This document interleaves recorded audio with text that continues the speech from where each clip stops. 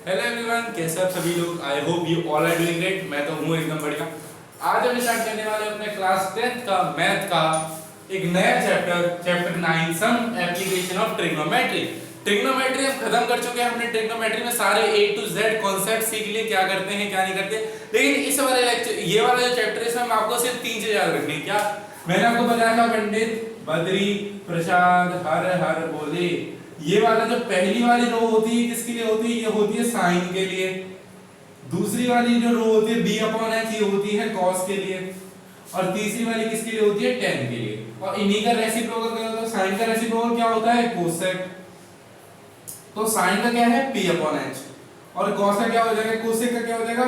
h/p। उल्टा हो जाएगा। वैसे ही cos का क्या होता है? cos का होता है b/h। तो cos का रेसिप्रोकल क्या होता है? secant। तो sec का क्या हो जाएगा? h/b। ठीक है। उसी तरीके से tan का होता है p/b। तो tan का क्या होता है रेसिप्रोकल? वो होता है cot। तो उसका फॉर्मूला होता है b/b। ये सारी चर्चा हमने क्या करा था? हमने ट्रिग्नोमेट्री में कर ली थी। बस आपको ये याद रखना है, क्या पंडित बद्री प्रसाद हर हर बोले। सिंपल। ये आपकी बहुत जगह मदद करेगा। अच्छा, आज इस वाले जो लेक्चर होगा हमारे, इसमें चैप्टर में होगा, वो हम सिर्फ इंट्रोडक्शन पार्ट कवर करेंगे कि इसमें हमें करना क्या है, इसमें हमें देखना क्या है। इसमें हमारा सिर्फ यही चीज लगेगी जो मैंने आपको बताया। और इसमें थोड़े से कॉन्सेप्चुअल क्वेश्चंस हैं आपके, ठीक है, जो केस स्टडीज में आते हैं। जो केस स्टडीज वाले सीरीज में क्वेश्चंस हैं, और ऐसे क्वेश्चन जो वर्ड प्रॉब्लम की फॉर्म में दे रखे हैं। ट्रिग्नोमेट्री हमने करा, इसमें आपको बोला था कि क्वेश्चन सॉल्व करो। इसमें क्या बोलेगा? वर्ड प्रॉब्लम को सॉल्व करो। ठीक है। तो उसको पढ़ने से पहले हमें थोड़ा सा इमेजिन करना पड़ेगा। कुछ इमेजिन वाली करने वाली बातें हैं यहाँ पर, वो मैं आपको बताता हूँ। देखो यार, आपको क्या करना पड़ेगा। देखो यहाँ पे कुछ 3 टर्म्स आती हैं। पहली आती है, देखो मान लो कि आप ये खड़े हुए हो यहाँ पे, ड्राइंग अच्छी नहीं है पर मान लो ये आप खड़े हुए हो, मैं यहाँ पे अभी खड़ा हूँ, तो मैं बिल्कुल सीधा देखूंगा, बिल्कुल सीधा देखूंगा ना। तो ये मेरी क्या हो गई? ये मेरी होगी क्या? ये वाली जो लाइन जहां मैं बिल्कुल सीधी देख रहा हूँ, इसको मैं बोलूंगा क्या?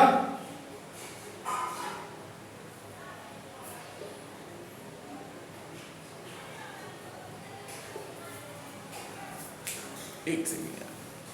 ठीक है। तो यहाँ पे क्या है?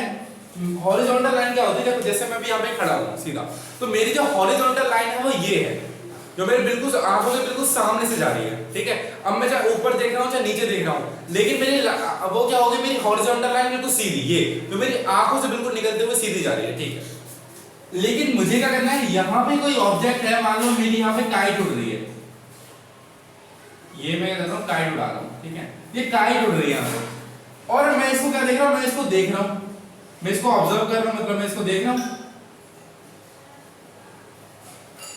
ये तो अब मैं जो इसको देख रहा हूं ना, मेरी जो मैं इसको देख रहा हूं, वो मेरी क्या है? वो मेरी है line of site.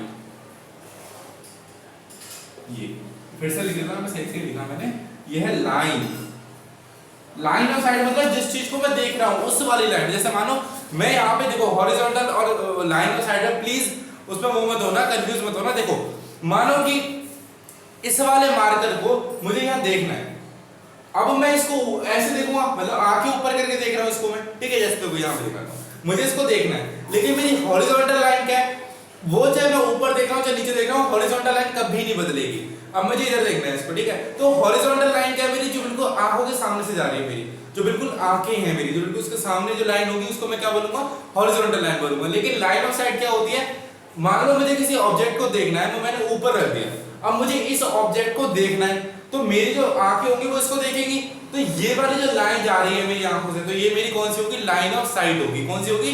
Line of site. तो वही मैंने बताया कि मान लो आप नीचे हो और आपको कोई काइट देखनी है, तो काइट को देखने के लिए आपको ऊपर देखना पड़ेगा, लेकिन आपकी मुंडी तो उधर है। तो ये बिल्कुल जो सामने लाइन जा रही है मेरी कौन सी होगी? Horizontal line. हॉरिजॉन्टल लाइन कभी नहीं बदलेगी। लेकिन आप कहां देख रहे हो? ऊपर देख रहे हो, क्योंकि आपकी काइट कहां उड़ रही है? ऊपर उड़ रही है। तो ये वाली जो लाइन गई आपकी, जो आंखों से आपकी लाइन गई है बिल्कुल, उसको जो देख रहे हो बिल्कुल सीधी लाइन, उसको हम क्या बोलेंगे? लाइन ऑफ साइट बोलेंगे। ठीक है। अच्छा, और अब इन दोनों के बीच में जो हॉरिजॉन्टल लाइन है, जो मेरी हॉरिजॉन्टल लाइन है और जहां मैं देख रहा हूं, उनके बीच में कुछ ना कुछ तो एंगल बना होगा। जो मेरी हॉरिजॉन्टल लाइन है और जहां मैं देख रहा हूं जो मेरी लाइन ऑफ साइट है, उनके बीच में कुछ ना कुछ तो एंगल हुआ होगा। तो उस एंगल को हम बोलते हैं एंगल ऑफ एलिवेशन, एलिवेशन मतलब ऊपर, एलिवेशन को यहां नीचे लिख लो कि ऊपर। एलिवेशन को पता है कैसे याद रखता है? एलिवेटर से, एस्केलेटर से, है ना, कि वो ऊपर जाता है तो मैं इसी को इससे याद रखता है। वैसे एलिवेशन सबको पता है, एलिवेशन क्या होता है? ऊपर की साइड, ठीक है। अब अगर मैं यहीं पे, अगर यहीं पे सेम दूसरा केस ले लो, अब इस काइट को मैंने देख लिया, लेकिन अब मैं क्या कर रहा हूं, देखो अब इसमें केस में तो नहीं हो पाएगा, लेकिन मैं एक दूसरा एग्जांपल बताता हूं, देखो कैसे। ये आपने नोट कर लिया होगा, ठीक है। अभी हम और अच्छे डिटेल में बात करते हैं, अभी और समझ में आएगा, ठीक है। तो इसको मिटा रहा हूं, एक और बढ़िया सा एग्जांपल लेते हैं कि मान लो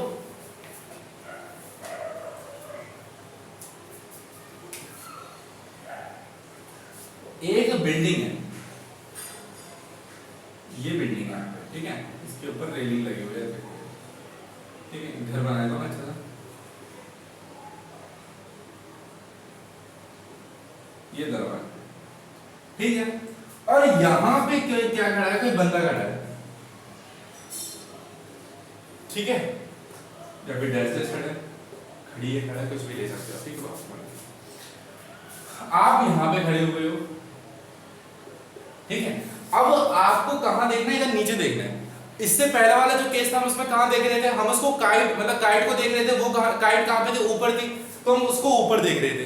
तो अब हमारी लाइन ऑफ साइट कहां पे थी? ऊपर की साइड में थी। लेकिन यहां पे हम कहां देख रहे हैं?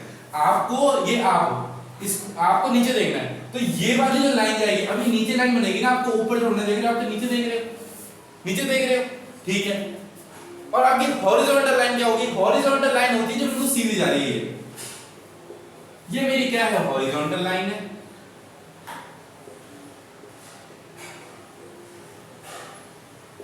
ये मेरी क्या है? हॉरिजॉन्टल लाइन है। और ये मेरी क्या है? ये मेरी है लाइन ऑफ साइट। इतना तो क्लियर होगा आपको, इतना तो मैंने बता दिया।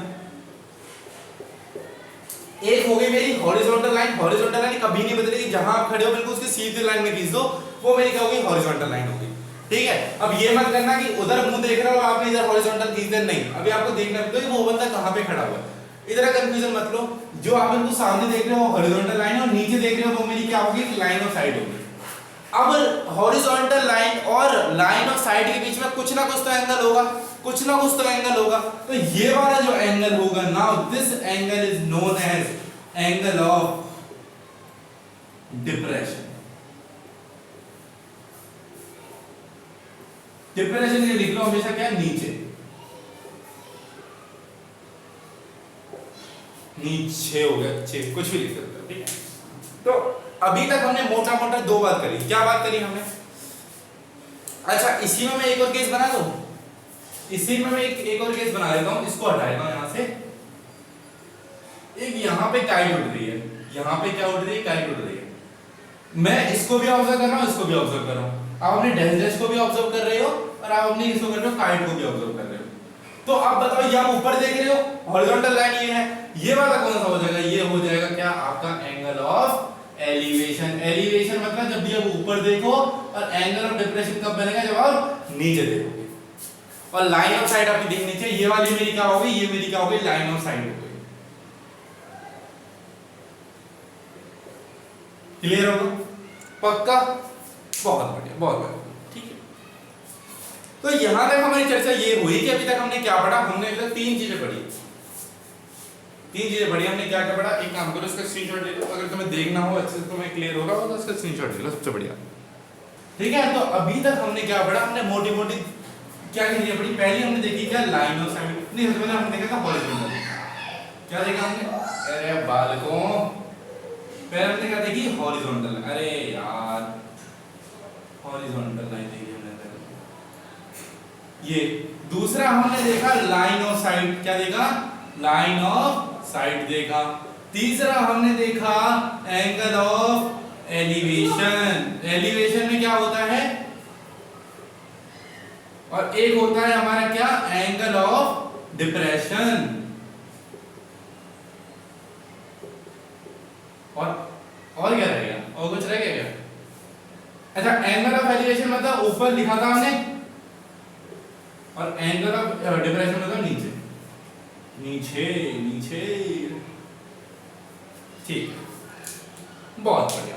तो इसमें बस एक चटाकेदार सा क्वेश्चन देता हूं। पहला ही क्वेश्चन है हमारा, एग्जांपल है 9.1 आई थिंक। उस क्वेश्चन में क्या बोल रखा है, एग्जांपल 1 है, उसमें क्या बोल रखा है, टावर दे रखा है। देखो मैं इसको बताया हूं यहीं पे, एक सिंपल बहुत ज्यादा बेहतरीन। देखो इस चीज को याद रखना है, क्या, पंडित बद्री प्रसाद हर हर, ये चीज बनना चाहिए, ये चीज याद रखना। अब देखो क्वेश्चन कैसा आएगा आपके पास, आपको एक डायग्राम बनाया है ऐसा करके, ये कितना दे रखा है, 60 डिग्री दे रखा है आपको, और ये 15 मीटर दे रखा है, ये 15 मीटर है आपका, और आपको निकालना क्या है, find the height of the tower, ये निकालना है आपको, ये h निकालना है आपको, ये h आपको क्या करना है, अरे यार मेरा क्या हो रहा है राइटिंग को, ये h वाला फाइंड करना है, तो लेबलिंग कर लेते हैं a b c।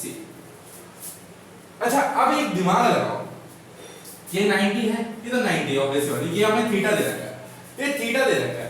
अब मुझे देखो थीटा दे रखा है, इससे हमें क्या पता लग रहा है कि थीटा के सामने वाली साइड मुझे परपेंडिकुलर निकालना है, मतलब, और मुझे क्या दे रखा है, परपेंडिकुलर निकालना है, क्योंकि थीटा के सामने वाली साइड परपेंडिकुलर, और ये 90 डिग्री से वाली सामने साइड हाइपोटेन्यूज, और ये क्या बचा, बेस। अब मुझे क्या दे रखा है, मुझे बेस दे रखा है, और मुझे क्या निकालना है, मुझे हाइपोटेन्यूज निकालना है, मुझे क्या निकालना है, हाइपोटेन्यूज निकालना है। तो कोई ऐसा फॉर्मूला है कि बेस और परपेंडिकुलर दोनों आ जाए इसमें, परपेंडिकुलर अपन बेस लगता है, tan लगा लो, tan, अब देखो तुम बोलोगे कॉट भी तो लग सकता है, कॉट पे हमें जाना नहीं है, कॉट पे हमें नहीं जाना, हमें साइन कॉस और tan में ही खेलना है यहाँ तक, और सबसे ज्यादा tan में ही खेलना है, क्योंकि tan वाले क्वेश्चन आएंगे आपको सबसे सारा, ठीक है। तो यहाँ पे क्या करोगे आप, tan लगाओगे, क्या लगाओगे, tan। तो tan का फॉर्मूला क्या होता है, tan theta is equals to what, p by b, perpendicular upon base. तो tan थीटा, अब थीटा की वैल्यू यहाँ पे कितनी है, tan 60 डिग्री, और परपेंडिकुलर यहाँ पे कितना है, हमें निकालना है, तो h ले लो इसको, और बेस कितना गिवन है, 15। अच्छा tan 60 की वैल्यू मैंने बताया था उसमें टेबल में, याद नहीं हो, टेबल जाके देखो प्लीज एक बार, ये हो जाएगा √3 होता है tan 60 की वैल्यू बाय 15, तो यहाँ से हमारी h की वैल्यू क्या आ गई, 15√3 मीटर। तो जो आपकी हाइट है वो कितनी है, 15√3 मीटर, आपको हाइट मिल गई, और ये आंसर है 15√3 मीटर, बहुत बढ़िया, क्लियर है। तो इस तरह की क्वेश्चन है, तो बहुत इजी क्वेश्चन था, जब हम दूसरी वाली एक्सरसाइज करेंगे इसके बाद वाला लेक्चर आएगा, उसमें बहुत ज्यादा मजा आने वाला है, इसलिए मैं कह रहा हूँ बस बिंदास होके अच्छे से देख लो इस लेक्चर को। इंट्रोडक्शन में ज्यादा कुछ नहीं था, जो चीज भी आपके सामने लिखी हुई है। देखो अब मैं बताऊं यहाँ पे आपको पता कैसे बोलेगा, आपको डायग्राम बना के नहीं देगा, ये तो पहला क्वेश्चन है डायग्राम बना के दे दिया, आप बोलोगे कि इसका angle of depression, angle of elevation का क्या यूज है, आपको यहाँ से बोलता है object is placed at B and it forms the angle of elevation. अब मतलब ये एंगल ऑफ एलिवेशन मतलब ऊपर देख रहा है, तो कुछ ना कुछ एंगल दे रखा होगा, एंगल दे देगा वो 60 डिग्री। अब मान लो एंगल आपको 60 डिग्री दे दिया, और ये ना बोले कि एंगल ऑफ एलिवेशन है और एंगल ऑफ डिप्रेशन है, तो आप कहाँ बनाओगे 60 डिग्री, ना ऊपर बना सकते हैं नीचे बना सकते हैं, तो इसलिए वो देगा डायग्राम नहीं बना के देगा, आपको बोलेगा एंगल ऑफ एलिवेशन है या फिर एंगल ऑफ डिप्रेशन है, सिंपल, ठीक है। तो ये चीज जब यूज आएगी, तो पहला क्वेश्चन था इसलिए अलग हो जाएगा, ठीक है। तो इस वाले लेक्चर को हम यहीं पे समाप्त करते हैं, ठीक है। ज्यादा हमने नहीं पढ़ा, हमने सिर्फ इंट्रोडक्शन करा, इंट्रोडक्शन में हमने एक क्वेश्चन देख लिया, वो बहुत बेहतरीन क्वेश्चन था, हमने देख भी लिया अच्छे से, इजी था, ठीक है। तो मिलता है अगले वीडियो में, तब तक के लिए गुड नाइट, शब खैर, बाय बाय।